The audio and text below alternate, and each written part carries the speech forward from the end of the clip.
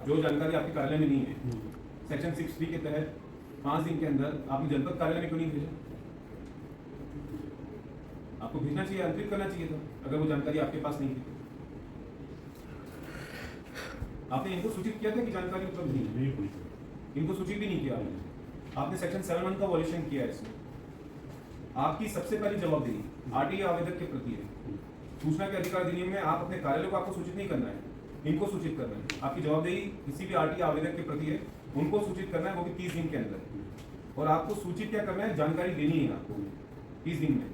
और अगर जानकारी आपके पास नहीं थी तो आप जनपद पंचायत को लिखते उस समय तत्समय की ये जानकारी आप इनको उपलब्ध कराएं और साथ में एक प्रतिलिपि इनको भेज दे आप आरटीआई आवेदक को, श्री ओम प्रकाश ठाकुर को। ना आपने जानकारी दी, ना आपने इसमें कोई कार्रवाई की। जनपद कार्यालय में आपने प्रथम अपील दायर की होगी, प्रथम अपील अधिकारी ने क्या किया? कुछ नहीं करा था, उन्होंने भी कोई सुनवाई नहीं की। बिल्कुल नहीं करा। प्रथम अपील अधिकारी जो है उन्होंने सेक्शन 19 का उल्लंघन किया है। उनको 30 दिन के अंदर किसी भी प्रथम अपील अधिकारी के ऊपर ये अनिवार्य रूप से ये नियम कानून लागू है कि वो 30 दिन में इसमें सुनवाई करते हैं। आप आगे से ऐसा करिए श्री ओम प्रकाश ठाकुर जी कि आपके पास जब भी अगर इस तरह का प्रथम अपील अधिकारी अपने कर्तव्यों की अवहेलना करे तो आप उनके विरुद्ध एक अलग से शिकायत करिए उनके अधिकारियों से कि ये कर्तव्य स्थल पर रहते हुए इन्होंने अपने जो कर्तव्य है एक अधिकारी होने के नाते उसकी अवहेलना की है। इनको धारा 19 के तहत इनके ऊपर एक बाध्यता थी कि ये 30 दिन के अंदर सुनवाई करते हैं, उन्होंने सुनवाई नहीं की। इस तरह की क्या है, इनके प्रथम अपील अधिकारी एक्शन नहीं लेते, इस वजह से यहाँ पे पेंडेंसी बढ़ती है। क्योंकि आपने उसमें इसमें माफी तो कुछ नहीं है, इसमें हम लोग आयोग जो है बार बार ये इस तरह के वॉल्यूशन के लिए हम थोड़ी ना 2005 में एक्ट आया था, अब 2023 में हम उंगली पकड़ के चलना नहीं सिखा सकते। भविष्य तो है नहीं, यही भविष्य है, भविष्य में बैठे हुए हैं। अब भविष्य तो पूरा अंधकार में चला जाएगा अगर अभी कार्रवाई नहीं हुई तो। इसके लिए माफी चाहता हूं। ये भविष्य ही है, भविष्य में ही बैठे हैं आप। 2005 था, जो आपको सुधार करना था 2005 से लेकर के 2023 तक कर लेते 17 सालों में। तो 17 सालों में सुधार नहीं हो पाया तो हम भविष्य की चिंता आयोग तो नहीं कर सकता इसकी। अब आपको ही करनी है अपने भविष्य की चिंता। हम तो अभी से इसी वर्तमान से अब भविष्य देख रहे हैं कि अगर कार्रवाई नहीं हुई तो भविष्य क्या होगा। आरटीआई आवेदक ऐसे ही परेशान होते रहेंगे और उस जानकारी के परेशान होते रहेंगे जिसके वो हकदार हैं। भाई जानकारी आपकी संपत्ति तो नहीं है। ये आरटीआई आवेदक जो है वो टैक्स देते हैं, उनका हक बनता है। आप किसी जानकारी को कैसे रोक सकते हैं? आरटीआई को सर हमारे इधर अधिनियम ही नहीं मानते, मतलब छोटी मोटी चीज मानते हैं अधिकारी कर्मचारी। मेन कारण ये रहता है उनका, कोई अधिनियम नहीं है मतलब आरटीआई, इसलिए देते नहीं है सर। ऐसी पेंडिंग अपने हम क्या होगा यार देख लेंगे, क्या होगा यार देख लेंगे, ये उनकी थिंकिंग है। इसका परिणाम ये है सर, वो मतलब कल तक भी मतलब हाई कोर्ट में भेजी हमने जानकारी, 1 साल बीत गया, जब बिल्कुल झांका कर रही सर, भ्रष्टाचार से लिप्त रहते हैं जानकारी नहीं देते सर। और सही बात है, इसमें ऑडिट रिपोर्ट में पूरा ऑडिट होता है और ऑडिट जो पंचायत में जो काम होते हैं, पंचायत के काम को लेकर के हर गांव वाला परेशान है, वहाँ इतना भ्रष्टाचार होता है। तो इसीलिए प्रशासनिक व्यवस्था जो है वो पारदर्शी रहे, इसीलिए ये सब जानकारी देने के प्रावधान है। और सिर्फ इसी में प्रावधान नहीं है, आपके पोर्टल में जो पंचायत दर्पण पोर्टल है उसमें भी सेक्शन 4 के तहत अधिनियम की धारा 4 के तहत सारी जानकारी अपलोड होनी चाहिए पारदर्शी तरीके से। क्या आपको जानकारी में था कि ये जानकारी अपलोडेड है या नहीं है आपके पोर्टल पर? पंचायत दर्पण पोर्टल पर उपलब्ध है जानकारी? तो फिर ना आपने उसको पोर्टल पे रखा है, ना आप वो आवेदक को दे रहे हैं।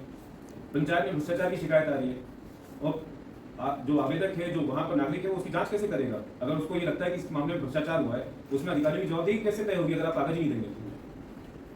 ये तो गलत है। आपकी सैलरी कितनी है?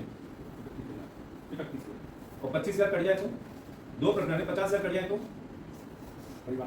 फिर परिवार की चिंता अभी आपको हो रही है।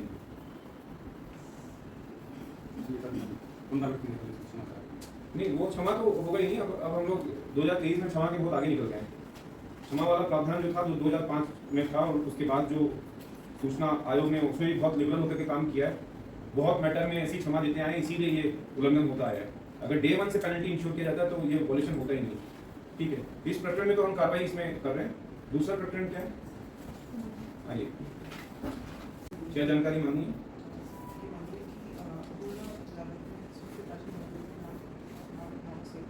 ये ज्ञान आपको कब प्राप्त हुआ कि एक बार में एक दी जाती है?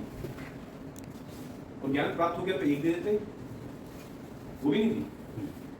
वो आरटीआई आवेदन पे आवेदन लगा रहे हैं, आप रिस्पॉन्ड भी नहीं कर रहे, ये तो गलत है। This is not done. अब जब हम जुर्माना लगाने आते हैं आप कहते हैं मैं सैलरी का, मैं घर बार की चिंता होती है तब आपको। इन दोनों प्रकरणों में यहाँ स्पष्ट है कि जो तत्कालीन लोक सूचना अधिकारी हैं, एक प्रकरण में उन्होंने धारा 7(1) का उल्लंघन किया है एवं जो प्रकरण क्रमांक 6922 है उसमें उन्होंने धारा 7(1) का उल्लंघन किया है, साथ ही धारा 6(3) का भी उल्लंघन किया, क्योंकि उनके स्वयं के कथन से स्पष्ट है कि जो वांछित जानकारी थी उनकी कार्यालय में मौजूद नहीं थी, वो जनपद कार्यालय में मौजूद थी, लेकिन उन्होंने जनपद कार्यालय को आवेदन पत्र अंतरित नहीं किया जानकारी को प्रदाय करने हेतु। वहीं दूसरे प्रकरण में 6927 में जो वांछित जानकारी थी उनके स्वयं के कार्यालय में उपलब्ध थी, लेकिन उस पर उन्होंने कोई भी ना जानकारी दी ना कोई उन्होंने सूचना दी आरटीआई आवेदक श्री ओम प्रकाश ठाकुर को। और इसमें यहाँ उन्होंने स्पष्ट रूप से सूचना के अधिकार अधिनियम की धारा 7(1) का उल्लंघन किया है। आपके पास ऐसा कोई साक्ष्य है जिससे ये स्थापित होता हो श्री लक्ष्मीदास बैरागी जी की इसमें आपने कोई जानकारी देने का कोई प्रयास इनको किया हो? कोई आपके पास साक्ष्य है? नहीं। क्या वजह थी, आपने क्यों जानकारी को नहीं दी उस समय?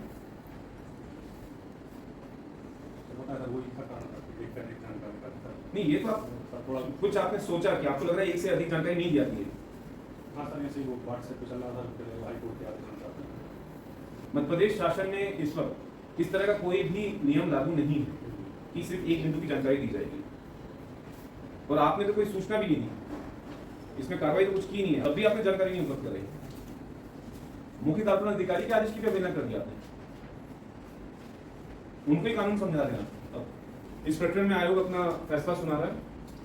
प्रकरण में स्पष्ट रूप से श्री लक्ष्मीदास बैरागी तत्कालीन लोक सूचना अधिकारी ग्राम पंचायत सचिव गेहलपुर, जनपद पंचायत बाड़ी, जिला रायसेन, वर्तमान में उनकी पदस्थी ग्राम पंचायत सचिव अमरावद है, जनपद पंचायत बाड़ी में ही वे पदस्थ हैं।